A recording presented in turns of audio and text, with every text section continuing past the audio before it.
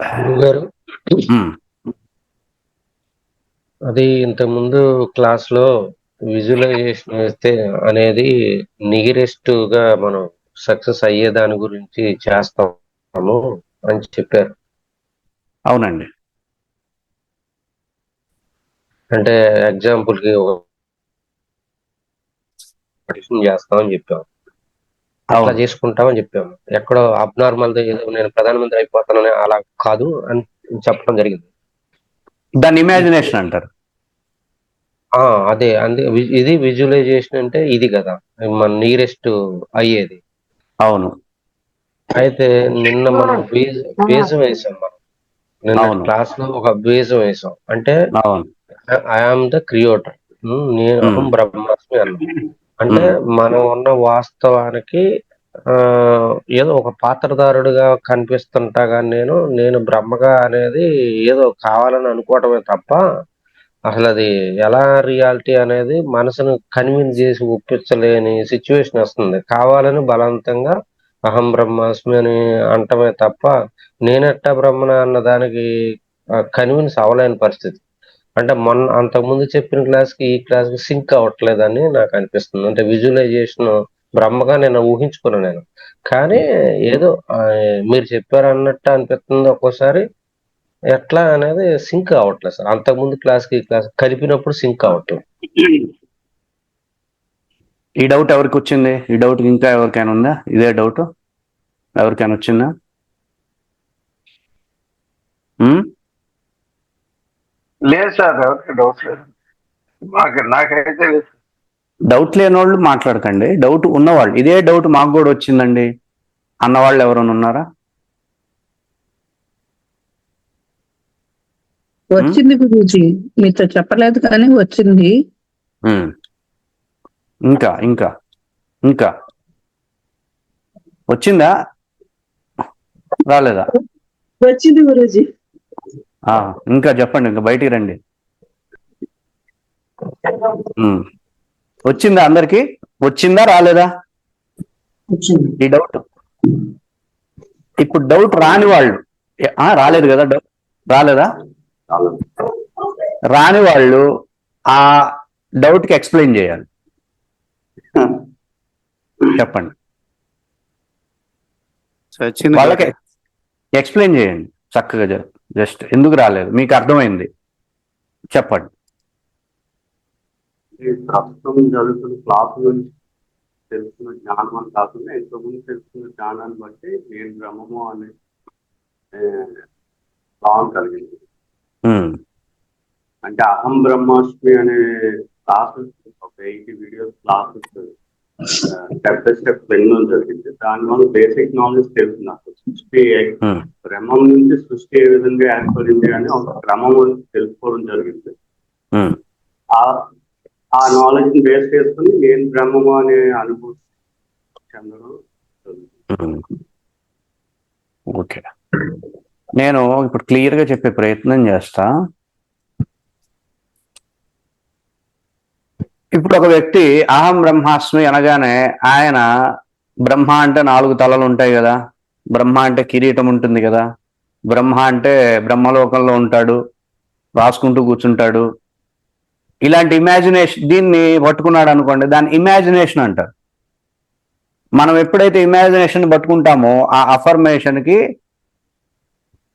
ఏ విధంగానో ప్రయోజనం ఉండదు. మీరు ఇమాజినేషన్ పట్టుకున్నారు, ఇమాజినేషన్ పట్టుకోవడం చేత నేను బ్రహ్మనేంటి, బ్రహ్మ నేను కాదు కదా అనేటటువంటి భావం వస్తుంది. విజువల్ చేయాలి. విజువల్ అటాచ్మెంట్ అనేది వేరు. విజువలైజేషన్ ఎట్లా ఉంటుంది, ఒక అఫర్మేషన్ విజువలైజేషన్ ఎలా ఉంటుంది? నేను బ్రహ్మనైతే ఏ విధంగా మాట్లాడతాను చెప్పండి. నేను బ్రహ్మనైతే ఏ విధంగా మాట్లాడతాను? నేను బ్రహ్మనైతే నేను ఎలా ఉంటాను? నేను బ్రహ్మనైతే ఎలా ప్రవర్తిస్తాను?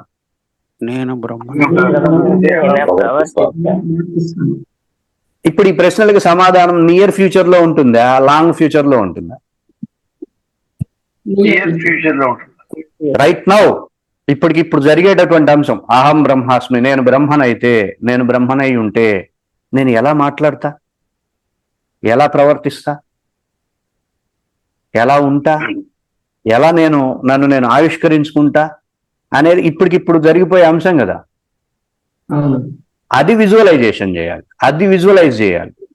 అంతేగాని అహం బ్రహ్మాస్మి అనగానే బ్రహ్మకు ఒక క్యారెక్టరు, బ్రహ్మకు ఒక యాటిట్యూడు, బ్రహ్మకు ఒక క్యారెక్టరిస్టిక్స్, బ్రహ్మకు ఒక వేరైనటువంటి ఒక స్థాయిని కల్పించి అది నేను అట్టా అవుతాను అనుకున్నాం అనుకోండి, దాన్ని ఇమాజినేషన్ అంటారు. అర్థమైందా? అర్థం కాలే? మీరు బ్రహ్మని ఒక కొత్తదనం, మీకు వేరైనటువంటి రూపాన్ని, మీకు వేరైనటువంటి యాటిట్యూడ్ని, మీకు వేరైనటువంటి క్యారెక్టరిస్టిక్స్ని మీరు ఆపాదించి దాన్ని నేను ఎలా అవుతాను అనేటటువంటి ప్రశ్నను కల్పించుకున్నారు. కానీ దానికి ఏ విధంగానూ యాటిట్యూడ్ కానీ పాత్ర కానీ దానికంటూ ఒక క్యారెక్టరిస్టిక్స్ ఇవ్వకుండా కేవలం బ్రహ్మ అనేది ఒక లక్షణం అనే దాన్ని అర్థం చేసుకొని దాన్ని మీ లోపల బీజంలోకి, కాన్షియస్ లోకి ఆపాదించే ప్రయత్నం చేశారనుకోండి, అప్పుడు నేను బ్రహ్మనవుతాను అనడంలో ఏమాత్రం మీకు ప్రశ్నలు ఉత్పన్నమవు. అవునా కదా? ప్రశ్నలు ఉత్పన్నమవ్వవు. అవునా కదా? అవును గురు. అహం బ్రహ్మాస్మి అనొచ్చు. మరి మొన్నటి రోజు శివోహం అంటే ఎందుకు అన్నారు అంటే, ఇక్కడ అహం బ్రహ్మాస్మి అనే దానిలో నీ ఎదుగుదలకు కావాల్సినటువంటి లక్షణాలు మీ కాన్షియస్ లో పడతాయి. కానీ శివోహం అనే దాంట్లో ఎదుగుదల కాదు, అది ఎదుగుదలకు కావాల్సినట్టు కాదు, ఎండ్ ఆగిపోవడం అనేటటువంటి అంశాలు పడతాయి. అందుకని అది వద్దన్న పరిపూర్ణత. అర్థమైందా? అర్థం కాలేదా? అర్థమైంది. ఎవరైతే ప్రశ్న వేశారో వాళ్ళు అర్థమైందా? అర్థమైంది. మీరేమనుకుంటున్నారు? బ్రహ్మ అంటే 4 తలకాయలు ఉన్న వ్యక్తి, లేదా బ్రహ్మ అంటే సరస్వతికి భర్త, బ్రహ్మ అంటే వేదాలని చూసుకునే వ్యక్తి, బ్రహ్మ అంటే మన జీవిత చరిత్రలు రాసుకుంటాడు, బ్రహ్మ అంటే ఒక రకమైన యాటిట్యూడ్, నేను బ్రహ్మని ఎట్లా అవుతా అనే భావానికి వెళితే అప్పుడు మీరు చేసేది ఇమాజినేషన్ అంటాం. ఇమాజినేషన్ అనేది అంత మంచి పద్ధతి కాదు. విజువలైజ్ చేయాలి, విజువల్ అటాచ్మెంట్ అనేది ఇంపార్టెంట్ అఫర్మేషన్ కి. అర్థమైందా? ఇప్పుడు అహం బ్రహ్మాస్మి అన్నా, నేను ఎలా ప్రవర్తిస్తున్నా? బ్రహ్మలాగా ప్రవర్తిస్తున్నానా, లేకపోతే బలహీన వ్యక్తిలా ప్రవర్తిస్తున్నానా? సర్వం కలివిదం బ్రహ్మ అన్నా, అంతా బ్రహ్మనే అనేటటువంటి దృష్టితో ప్రవర్తిస్తున్నానా, లేదా నేను మాత్రమే స్వార్థపురుల్లా ప్రవర్తిస్తున్నానా? తత్వమసి అంటున్నాం, నీవు కూడా బ్రహ్మవే అనేటటువంటి భావజాలంతో ప్రవర్తిస్తున్నానా, లేదా నువ్వు తక్కువ నేను ఎక్కువ అనేటటువంటి భావజాలంతో ప్రవర్తిస్తున్నానా? ఏకమేవ అద్వితీయం బ్రహ్మ, ఒక్కటే రెండవది లేనిది బ్రహ్మ అనేటటువంటి దాంతో అంతా ఒక్కటే కదా అనేటటువంటి భావాన్ని నేను వ్యక్తం చేస్తున్నానా, లేదు నేను మాత్రమే వేరు నువ్వు వేరు అనేటటువంటి ద్వైధీ భావాన్ని కల్పించుకుని ప్రవర్తిస్తున్నానా? ఇది అక్కడికక్కడే మీకు తేలిపోయే అంశం కదా. అవునా కదా? అవునవును. So you can visualize that. ఎలా ప్రవర్తిస్తున్నా? నేను బ్రహ్మలానే ప్రవర్తిస్తున్నా. విజువలైజ్ చేస్తారు, దాన్ని మీరు వ్యక్తం చేస్తారు. Then you will get attraction. అర్థమైందా? ఇమాజినేషన్ చేయకూడదు. ఇమాజినేషన్ అనేది మీ ఎనర్జీని డౌన్ చేసేది. ఇమాజినేషన్స్ అనేవి చేయకూడదు. ఓకేనా? గురుగారు చాలా బాగా చెప్పారు, సంతోషం. అయితే ఏదైనా సరే మనం కొన్ని సంవత్సరాలు బట్టి ఈ పాత్రలలో ఇరుక్కుపోయి ఉన్నాం కదా. ఆ పాత్రే కనిపిస్తుంటది. వాడి కష్టాలు ఆడి సుఖాలు అవే కనబడుతుంటాయి. కానీ అహం బ్రహ్మాస్మి అనుకుంటున్నాం, ఈ కంచేపు అనుకుంటున్నాం, ఇంకొక ఆ గంట తర్వాత మళ్ళీ అనుకోకుండా ఎవరి క్యారెక్టర్ అట్లా చూసుకోవటం, వాళ్ళు కష్టం పెట్టాడు అని తిట్టడం, పొగట్టం, ఇందులో నుండి రాకుండా ఎల్లప్పుడూ మనం అహం బ్రహ్మాస్మి లాగా ఉండటం అనేది మనిషి అంటే అట్లా వచ్చేసేయాలంటే అది ఎంతో హార్డ్ అనిపిస్తుంది. ఎట్లా ఎప్పుడు అందరినీ బ్రహ్మలాగా చూసి మన కష్టపెట్టినోడిని, మన ఏం చేసినా సరే మనకు సహకరించిన వాడిని, మన మోసం చేసిన వాడిని, ఆడిని కూడా బ్రహ్మలాగా చూసి బతకటం అనేది ఏం చేస్తే మనం ఆ స్టేజ్ కి ఈ గంటే ఉండకుండా ఉండగలమా, అలా చేయగలమా, దానికి ఏదన్నా ఉంటదా, అలా ఉండగలరు అసలు ఋషులేనా? ఇది మంచి ప్రశ్న. గురుగారు ఒక చిన్న ఆ, ఆ, మనం ఒక్కటే అనేకంగా మారించాలి గురుగారు. అనేకంలో నుంచి ఏకంని చూడటం కష్టం. మొదట ఏకం అనేకంగా ఎలా మారింది అని తెలుసుకుంటే ఏకంగా ఉండడం సాధ్యమవుతుంది. అహం బ్రహ్మాస్మి అని ఉండడం సాధ్యమవుతుంది. ఓకే ఓకే, ఒక్క నిమిషం ఉండండి. ఆయన పచ్చి ప్రాక్టికాలిటీలో ఎలా ఇంప్లిమెంట్ చేస్తాం దీన్ని అనేది అడిగాడు ఆయన. ఇప్పుడు నిన్న యూట్యూబ్లో నా కింద ఒక కామెంట్ వచ్చింది. ఓ బూతు మాట నన్ను తిట్టాడు.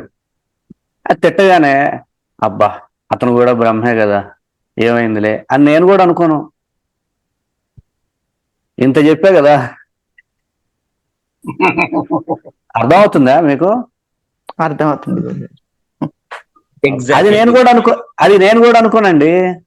అబ్బా వాడు బ్రహ్మే, తిడితే మంచిదేలే అని నేను ఎందుకు అనుకుంటా? నేను కూడా అనుకోను. నేను ఇంత చెప్పా కదా, ఇప్పుడు బ్రహ్మ అంతా బ్రహ్మ, సర్వం కలివిదం బ్రహ్మ, అహం బ్రహ్మాస్మి, ఇంత మంచిగా క్లాస్ చెప్పినోడిని అర్ధ గంటలో నా యూట్యూబ్ లో కామెంట్ నాకు రివర్స్ లో పడితే నాకు కాలిపోతుంది. అర్థమైనా? ఫ్రాక్షన్ ఆఫ్ సెకండ్స్ నేను ఉడికిపోతా. అది కొంచెం సేపు ఉంటుంది గురుగారు. చెప్తా వినండి, కొంచెం ఆగండి చెప్తా. ఆయనకి చెప్తున్నా హౌ టు ప్రాక్టీస్. ఇది కామన్, ఇది నేచర్ మనకి. అర్థమైందండి? అర్థమవుతుందా? ఇప్పుడు నేను ఆ స్టేట్ లో ఆ క్షణం లేదా ఒక అర్ధ గంట, ఒక గంట లేదా ఒక పావు గంట ఉండడం అనేది సృష్టి ఒప్పుకుంటుంది. అర్థమైందండి? ఎవరు అడిగింది నన్ను ఈ ప్రశ్న? కొంచెం పేరు చెప్పండి. రవి గారు. సృష్టి ఒప్పుకుంటుందండి. మీరు ఒక అర్ధ గంట ఉంటే ఓకే, నష్టమేం లేదు. జంతువులు కూడా తన కోపాన్ని వ్యక్తం చేస్తాయి, ప్రకృతి కూడా తన కోపాన్ని వ్యక్తం చేస్తుంది, సృష్టి కూడా తన కోపాన్ని వ్యక్తం చేస్తుంది. మీరు కోపాన్ని వ్యక్తం చేయడం తప్పు కాదు, బాధను వ్యక్తం చేయడం తప్పు కాదు, లోపల కలుగుతున్నటువంటి ఉద్వేగాన్ని వ్యక్తం చేయొచ్చు. కానీ ఇక్కడ ఏది తప్పు అంటున్నామంటే దాన్ని సంవత్సరాలు, నెలలు, రోజులు అనుభవిస్తున్నాం చూసావా, అది తప్పు. అర్థమైందా? ఇప్పుడు నాకు అది కామెంట్ పెట్టాడు. ఎంతసేపు? హాఫ్ అన్ అవర్, గంట, ఓకేనా? తర్వాత నువ్వు అదే పెట్టుకుని రోజంతా ఉండడం ఏమాత్రం సమంజసమా? అది చెప్పండి. సమంజసం కాదు. కాబట్టి అందరికీ ఆప్షన్ ఉంటుంది. దాని నుండి నువ్వు బయటపడాలి. దాని నుండి బయటపడి మళ్ళీ ఒక కొత్త వ్యక్తిలాగా ప్రశాంతమైనటువంటి స్థితికి రావడానికే మనం చేస్తున్నటువంటి అహం బ్రహ్మాస్మి కావచ్చు, అయమాత్మ బ్రహ్మ కావచ్చు, ప్రజ్ఞానం బ్రహ్మ కావచ్చు, సత్యం జ్ఞానం అనంతం బ్రహ్మ కావచ్చు, సర్వం కలివిదం బ్రహ్మ కావచ్చు, తత్వమసి కావచ్చు, ఏకమేవ అద్వితీయం బ్రహ్మ కావచ్చు, బ్రహ్మ సత్యం జగన్మిథ్య కావచ్చు, ఈ మహావాక్యాలే కావచ్చు. మీరు సొంతంగా మిమ్మల్ని మీరు కంట్రోల్ చేసుకోవడానికి ఏ విధమైనటువంటి విధానాలను అవలంబిస్తారో అవన్నీ కూడా దాని నుండి బయటపడడానికే కదా. అవునా కదా? దాని నుండి నువ్వు బయటపడాలి. నిన్నైతే అసలు కోప్పడకుండా వాడిని బ్రహ్మలాగానే చూసి ఇక అసలు ఇంకా మనం యోగులు అయిపోయి, ఋషులు అయిపోయి, శాస్త్రమే చెప్పట్లా, ఋషులకు కూడా కోపాలు వచ్చినాయి, శాపాలు పెట్టేవారు కదా గురువు. శాపాలు పెట్టారు కదా. మీకు అర్థం అవుతుందా? ఆ మూడ్లో నువ్వు ఉండద్దు, ఎక్కువసేపు ఉండద్దు, ఎక్కువ టైం ఇవ్వద్దు. శాపాలు పెట్టి కూడా వెంటనే దానికి పరిష్కారం కూడా చెప్పేవారు కదా గురుగారు. వెంటనే శాంతం అయిపోయేవాళ్ళు. ఓకేనా, ఏడుస్తున్నావు కదా, ఇది శాప పరిష్కారం అనేవాళ్ళు. కోపం రావడం, బాధ రావడం, భయం కలగడం, భావోద్వేగాలు కలగడం అనేది మనిషికి నేచురల్ థింగ్. అది అర్థమవుతుందండి? సో దాన్ని మీరేమీ వ్యతిరేకించొద్దు. దాని యొక్క నేచురల్ థింగ్ ని మీరేం వ్యతిరేకించొద్దు. కోపం వస్తే కోపం వ్యక్తం చేస్తాం, బాధ వస్తే బాధనే వ్యక్తం చేస్తాం. కాకపోతే ఇక్కడ అంశం ఏంటి అంటే, నిన్ను ఎవరైతే మోసం చేశారో, మనల్ని ఎవరైతే ఇబ్బంది పెట్టారో, బాధ పెట్టారో, వాళ్ళనే తలుచుకుంటూ కాలమంతా గడిపితే వాడు బాగానే ఉంటాడు. వాడు నీకు కలిగించిన బాధ కంటే వాడిని గుర్తు చేసుకుంటూ నీకు నువ్వు కలిగించుకునే బాధ దానికి 1000 రెట్లు ఎక్కువ ఉంటుంది. అవునా కదా? వాడెవడో 1 సంవత్సరం క్రితం మనల్ని మోసం చేసి ఉండొచ్చు, మనల్ని బాధ పెట్టి ఉండొచ్చు, మనల్ని ఇబ్బంది పెట్టి ఉండొచ్చు. అది నువ్వు దాని నుండి బయటపడలేదు అనుకోండి, ఒక గంటలోనో 2 గంటల్లోనో, లేదా నెల రోజులు తీసుకోండి, 6 నెలలు తీసుకోండి, బయటపడాలి నువ్వు. అర్థమైందండి? నువ్వు బయటపడలేదు అనుకోండి, ఏదో విధంగా నువ్వు బయటపడలేదు అనుకోండి, అది వాడు నీకు చేసిన మోసం కంటే, వాడు నీకు చేసిన అగాధం కంటే, నువ్వు క్రియేట్ చేసుకునే అగాధం 1000 రెట్లు ఎక్కువగా ఉంటుంది. అర్థమైందా? మిమ్మల్ని బాధపడద్దు, టెన్షన్ పడద్దు, అందరినీ బ్రహ్మలాగా చూసుకోండి, ఇవన్నీ కూడా నిన్నొక యునిక్ సేఫెస్ట్ ఒక జోన్ లో ఉంచడం కోసం, నియంత్రించుకోవడం. నిన్నొక జోన్ లో, ఒక సేఫెస్ట్ జోన్ లో. చీటికి మాటికి కోపం తెచ్చుకోగలమా చెప్పండి? మీరే చెప్పండి. కోప స్వభావంగా మనం మారగలమా? మారితే బాగుంటుందా? బాగుంటుంది. చెప్పండి. బాగుందండి. బాధ స్వరూపంలో ఉండడం బానే ఉంటుందా? ఉండదు కదా. ఆనంద స్వరూపంలో ఉండడం మనకి నిరంతరం ఉండాల్సినటువంటి విధానం. కాబట్టి నువ్వు వీటిని వదిలించుకొని వెళ్ళడం అనేది ఇంపార్టెంట్. కాబట్టి కోపం వస్తుంది, వాడు అన్నాడు కోపం వస్తుంది, కానీ దానిలోనే ఉండలేం కదా. అర్థమైందండి? దాని నుండి బయటపడాలి. బయటపడే ప్రయత్నంలో ఈ విధమైనటువంటి అంశాలు మనల్ని గ్యారంటీగా బయటపడేస్తాయి. బయటపడడానికి నువ్వు ప్రయత్నం చేయాలి కదా. ఇవన్నీ ఎందుకు వచ్చినాయండి? సైన్సులు, మహావాక్యాలు ఇవన్నీ ఎందుకు వచ్చినాయి? శంకరాచార్యుడు కూడా బయటపడడం కోసమే కదా ఇవన్నీ కనిపెట్టుకుంది ఆయన. సాధన ద్వారా నియంత్రించుకోవడం.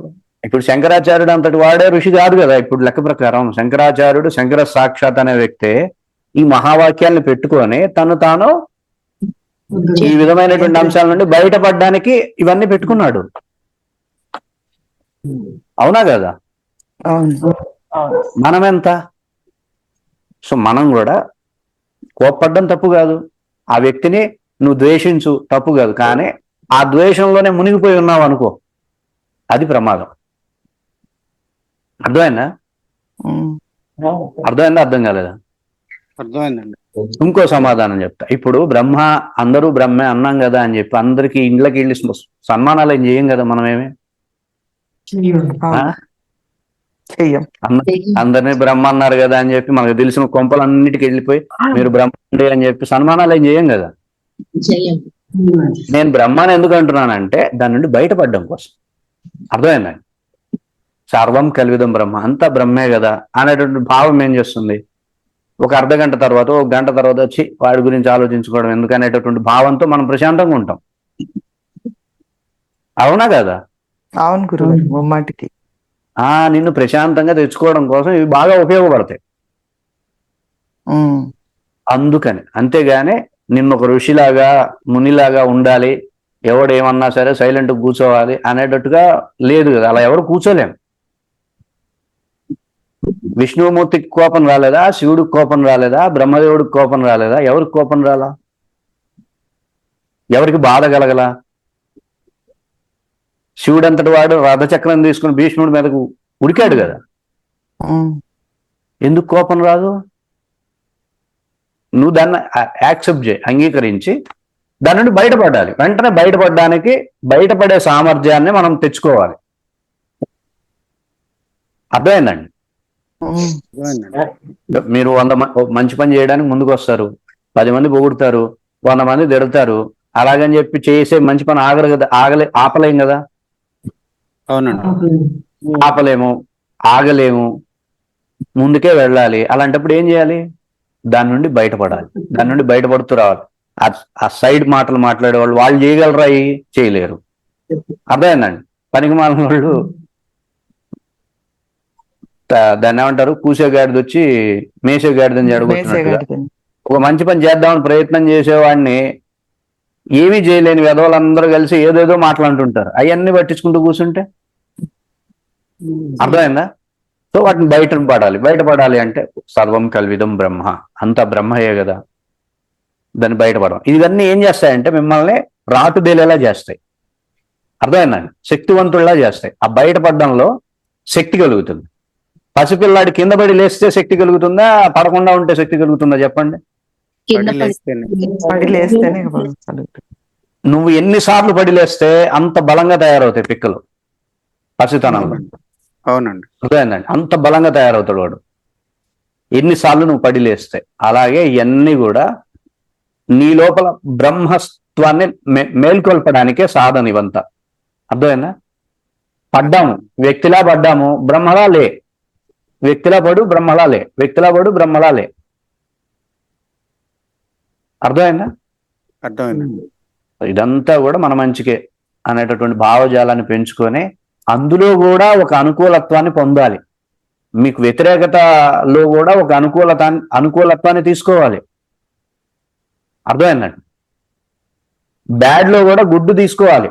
ఒక చెడు జరుగుతున్నా సరే ఆ చెడులో కూడా మంచిని తీసుకోగలిగే స్థాయిలో మనం ఎదగాలి. దానికోసం ఈ ప్రయత్నం అన్నమాట. అర్థమైందా? ఎవరు ఋషులు కాదు, ఎవరు మునులు కాదు, ఎవరు తపస్సంపన్నులు లేరు. కష్టం వస్తే కష్టం ఉంటుంది, బాధ వస్తే బాధ వ్యక్తం చేస్తాం, కోపం వస్తే కోపం వ్యక్తం చేస్తాం. కాకపోతే అదే శాశ్వతం కాదు కదా అంటున్నాం. అవును, మీకు కోపం వచ్చింది మీ మనవరాల మీదో లేకపోతే మీ కూతురు మీద, చిన్న అమ్మాయి 5 ఏళ్ల అమ్మాయి ఏదో అల్లరి చేసింది. ఆ అమ్మాయిని పట్టుకుని గంట సేపు కోపడుతూనే కూర్చుంటే ఏమనుకుంటాం? ఏమంటారు దాన్ని?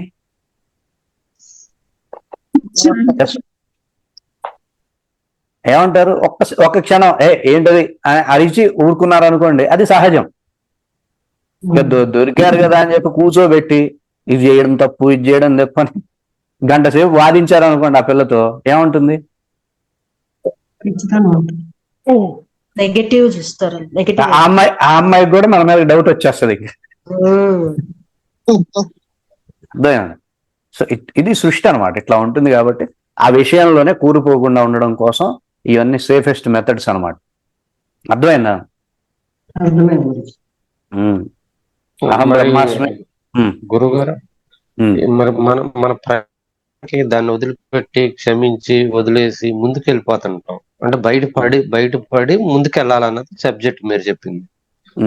ముందుకు ఎక్కడికి వెళ్ళాలి అసలు? ఏంటి మన లక్ష్యం? ఏంటి? దేని కొరకు? ఎన్ని వదిలిపెట్టుకుని ఎవడో నమ్మక ద్రోహం చేశారు, ఏదో బాధ కలిగింది, సరేలే ఎన్ని రోజులు ఉంటాం, బయటకు వచ్చేసాం. బతకాల ముందుకు వెళ్ళాలన్న ఉద్దేశం మీద దాన్ని పుట్టుకోకూడదని బయటకు వచ్చాం. కానీ ఎక్కడికి ప్రయాణం? అసలు దేనికోసం, ఎందుకోసం? మన పరమార్థం ఏంటి? 3 రకాలు ఉంటుంది. ఒకడు మిమ్మల్ని అవమానించాడు అనుకుందాం, ఒకడు మోసం చేశాడు, అంతేనా? అంతే గురు. మోసం చేశాడంటే తప్పు వాడి దగ్గర ఉందా నా దగ్గర ఉందా చెప్పాలి, సీరియస్ గా చెప్పండి. నా దగ్గరే అంటే మోసం చేశాడంటే మోసం చేసే ఆలోచన వాడి దగ్గర ఉంది. మోసపోయానంటే మోసపోయే బలహీనత నా దగ్గర ఉంది. నువ్వు ఇప్పుడు ఎక్కడికి వెళ్ళాలి అంటే ఆ మోసపోయిన బలహీనతను తీసుకునేందుకు బయలుదేరాలి. అర్థమైనా? మోసపోయిన బలహీనత అయితే ఉంది కదా, ఆ బలహీనత దాటాలి కదా నువ్వు. అది దాటాలి, ఆ మార్పు తెచ్చుకోవాలి. అక్కడ నువ్వు సాధన చేయాలి. ఇంకోసారి మోసపోకుండా ఈసారి ఎవడరా నన్ను మోసం చేసేద్దా అనేటట్టుగా తయారవ్వాలి. అది నేర్చుకోవాలి. అంతే. ఇప్పుడు ఒకడు మిమ్మల్ని ఇబ్బంది పెట్టాడు అనుకున్నాం, అక్కడ ఇబ్బంది పెట్టిన వాడు మీకంటే శక్తివంతుడు అనుకున్నాం. మీరు బలహీనంగా ఉన్నారు కాబట్టి వాడు ఇబ్బంది పెట్టాడు. ఇప్పుడు నేనేం చేయాలి? వాడికంటే శక్తివంతుడిని అవుతా. అర్థమైందా? వాడు నన్ను చూడడానికి వాడు భయపడే స్థాయిలో నేను ఎదుగుతా. అర్థమైందా? కావట్లేదా? ఇప్పుడు అట్లా ఎదగాలి. ఇంకో 3వ స్థాయి ఉత్తమ స్థాయి. ఇవన్నీ జరుగుతున్నది నేను ఎదగడం కోసమే, నన్ను అభివృద్ధి చేసుకోవడం కోసం ఇవన్నీ ఉన్నాయని చెప్పి నీలో నువ్వు అంతర్ముఖ సాధన చేసుకుంటూ వెళ్ళడం 3వ స్థాయి. వాళ్ళని వదిలిపారేసేసి ఇదంతా యూనివర్స్ రిఫ్లెక్షనే, ఇదంతా రిఫ్లెక్షన్, ఇదేదో నాకు మంచి కోసమే జరిగిందనే భావన పెట్టుకొని నీకు నువ్వు ఎదగడం అనేటటువంటి కార్యక్రమం మొదలు పెడితే ఇది 3వ పద్ధతి. ఇట్లా 3 పద్ధతులు ఉంటాయి.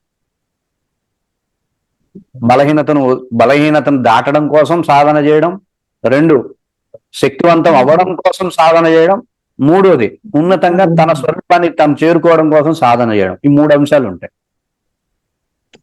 You can choose anything, anyone.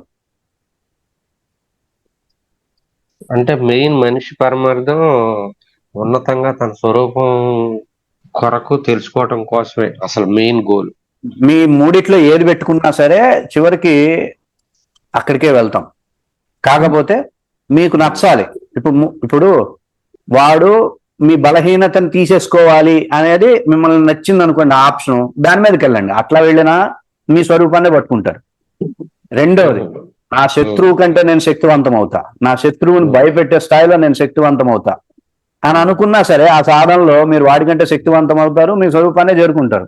మీరు వాడికంటే శక్తివంతం అయ్యాక వాడిని అసలు మీరు ఆలోచించడం కూడా ఆలోచించడం. అవునా కదా? మూడవది, ఇవన్నీ ఎందుకు గోల, ఇదంతా నా మంచికే, ఇది నాలో మార్పు తెప్పించడానికి, ఇది నా బుద్ధిలో మార్పు తెప్పించడానికి వచ్చినటువంటి అంశాలు. సో ఇవన్నీ పక్కన పెట్టేసేసి నేను మళ్ళీ సాధన చేసుకుంటా అని చెప్పి మీ పాటను మీరు సాధన చేసుకోవడానికి వెళ్ళారనుకోండి, అది మూడో పద్ధతి, ఉత్తమమైన పద్ధతి. గోలే లేదు, మీ ఇష్టం. మూడు అంశాల్లో ఏదో నచ్చితే దాన్ని ఫాలో అయిపోవడం. అంతేగాని పడకూడదు కదా, అంతేగాని ఎక్కడైతే పడ్డామో అక్కడే పడి కూర్చోకూడదు కదా. Correct sir, correct. నేను నోట్ చేసుకున్నాను సార్. బలహీనత ఒకసారి రిపీట్ చేయరు. 3 పాయింట్లు. 1, నాకు బలహీనత ఉంది కాబట్టి మోసపోయే బలహీనత నాకుంది, నా లోపల మోసపోయే రోగం ఉంది, మోసపోవడం అనే రోగం నాలో ఉంది. అందుకని వాడు మోసం చేశాడు. వాడు 10 రూపాయలే మోసం చేశాడు. ఈ రోగాన్ని పెట్టుకుంటే రేపు పొద్దున 1,00,000 రూపాయలు కూడా మోసం చేస్తాడు. ఇదే రోగాన్ని పెట్టుకుంటే రేపు పొద్దున ఎల్లుండి 1,00,00,000 రూపాయలు కూడా మోసం చేస్తాడు. ఇదే బలహీనత పెట్టుకొని ఉంటే నా పిల్లలు కూడా ఇదే బలహీనతతో పెరుగుతారు. ఇంత ప్రమాదాన్ని గుర్తించుకొని ఆ శత్రువుకి టైం ఇవ్వడం ఏంటి? శత్రువు గురించి ఆలోచించుకోవడం, వాడు నన్ను ఇట్ట మోసం చేశాడు, ఇంత టైం పెట్టుకోకూడదు. వెంటనే కార్యోన్ముఖం అయిపోయి యుద్ధానికి దిగిపోయి నా లోపల ఉండే ఆ బలహీనత ఏదైతే ఉందో దాన్ని తీయడం కోసం పరిశ్రమించాలి నువ్వు. అర్థమైందండి? ఇది అధమ పద్ధతి. రెండవది మధ్య మార్గం. వాడు నాకంటే శక్తివంతుడు కదా, నన్ను మోసం చేస్తున్నాడు, నన్ను ఇబ్బంది పెట్టినాడు, అవునా కదా? ఇప్పుడు నేను వాడికంటే శక్తివంతుడు అవుతా, వాడు అందుకోలేని స్థాయిలో ఉంటా. అదే వాడు టచ్ చేయలేని స్థాయిలోకి నేను ఎదుగుతా. వాడు నా గురించి ఆలోచన వస్తేనే వాడు భయపడే స్థాయిలో నేను ఎదగాలి అనేది పెట్టుకున్నారు అనుకోండి, వాడు మీకు ఇంధనంలా మారతాడు. అర్థమైందా? వాడు మీకు ఇంధనంలా తయారవుతాడు, వాడు బ్యాక్ పుష్ లాగా తయారవుతాడు వాడు. అర్థమైనా? సృష్టిలో గొప్పోళ్ళు అయిన వాళ్ళందరూ అంతే, శత్రువుని ఇంధనంలా మార్చుకొని ఎదగాలి, అంతేగాని శత్రువుని అడ్డంకిలా పెట్టుకొని ఆగిపోకూడదు. అర్థమైందా? ఇది బాగుంది, ఈ ఆప్షన్ బాగుందంటే ఈ ఆప్షన్ తీసుకుంటాం. లేదు ఈ ఆప్షన్ వద్దు, ఆ ఆప్షన్ వద్దు, అసలు ఇవన్నీ లౌకికమైనటువంటి అంశాలతో లేకుండా నా స్వరూపాన్ని నేను చేరుకోవడం కోసం ఏ సాధనలు చేయాలో ఆ సాధనలు చేసుకుంటూ అద్వైత స్థితిని పొందుకుంటూ వెళ్ళిపోదాం అనుకుంటే ఇట్లా సాధన చేసుకుంటాం. 3 అంశాలు మిమ్మల్ని ఒక చోటికే తీసుకెళ్తాయి. కాకపోతే మీకు ఏది నచ్చితే ఆ మార్గంలో. మీరు రజోగుణం వ్యక్తులైతే రజోగుణ మార్గాన్ని తీసుకుంటారు, తమో గుణ వ్యక్తులైతే తమో గుణ మార్గం తీసుకుంటారు, సత్వగుణం అయితే సత్వగుణ మార్గం తీసుకుంటారు. 3 మార్గాలు ఉత్తమమైనవే. అర్థమైందా? అంతే. ఏ ఒక్క అవకాశం వచ్చినా నిన్ను నిలుపుకోవడానికి, లేపడానికి, నిన్ను నువ్వు శక్తివంతంగా చేసుకోవడానికి వాటిని ఉపయోగించుకోవాలి, అంతే. అది కాన్సెప్ట్. బాగుంది గురుగారు. ఇప్పుడు మంచికెళ్తే చెడు ఎదురైంది అంటారు కదా, దాని గురించి కొంచెం వివరం ఇస్తారా గురుగారు? అదే చెప్తున్నా కదా, నీ బలహీనత అది. అంత మంచిగా వెళ్ళాల్సిన అవసరం ఉంది. బయట అంతా అదే వాడుతా ఉంటారు, మంచికెళ్ళి చెడు ఎదురైంది అంటుంటారు. నువ్వు ఎందుకు అంత మంచిగా వెళ్ళాల్సిన అవసరం ఉంది? నీ బలహీనత అది. అక్కర్లేని దానాలు ఎవడు చేయమన్నాడు నిన్ను? ప్రశాంతంగా కూర్చో, ఇంట్లో కూర్చో. నీ అవసరం ఉంది, ఎవరో వచ్చి అడిగారు అంటే ఓ 10 రూపాయలు అక్కర్లేని మంచితనానికి పోయి చెడు ఎదురొచ్చింది అంటే అర్థం. అంత మంచికి వెళ్ళొద్దు, అంత చెడుకి వెళ్ళొద్దు. మధ్య మార్గంలో ఉందాం, ప్రశాంతంగా ఉందాం, మన వైపు మనం ఆలోచించుకుంటూ ఉందాం. మనం ఏంది, రేపొద్దున మనం బాగుపడాలి. యేసు ప్రభువు ఒక మాట అంటాడు బైబిల్లో. ఏమంటాడు? నాకు బాగా నచ్చింది.